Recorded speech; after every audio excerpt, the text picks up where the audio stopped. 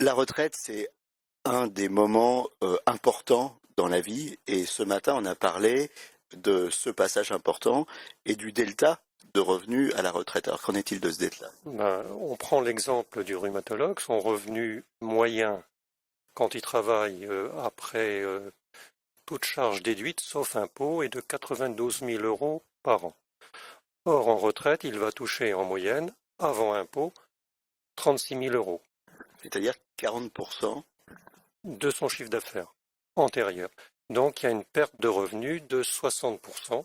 Et ce delta, il existe et il faut essayer de le combler par tous les moyens à notre disposition. Première question, ça a été une surprise ce delta? Non, parce que je pense qu'on le savait déjà, mais il ne faut pas faire l'autruche. Et je pense que ce matin, tout le monde a pris conscience de ce delta.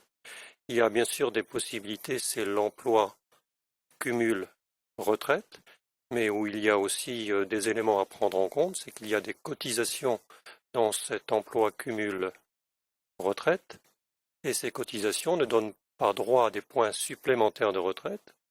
Et en cas d'arrêt maladie, par exemple, il n'y a pas d'indemnité journalière.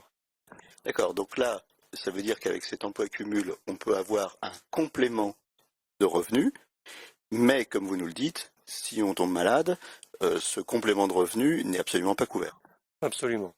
Par contre, si le complément d'activité en retraite est inférieur à 11 500 euros par an, il n'y a pas de cotisation.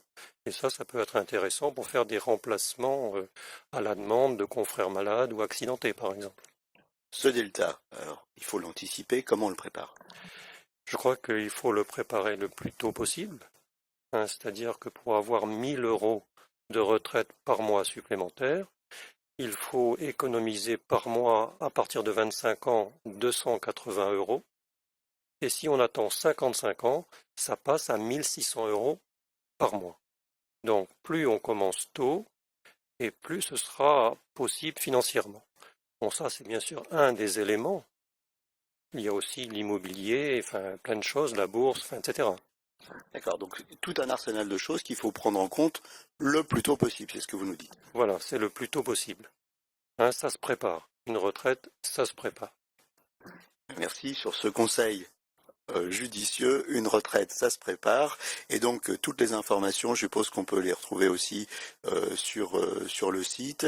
Absolument sur le site de la CARMF, de la Caisse autonome de retraite des médecins français, et j'espère aussi sur le site du Syndicat national des médecins rhumatologues.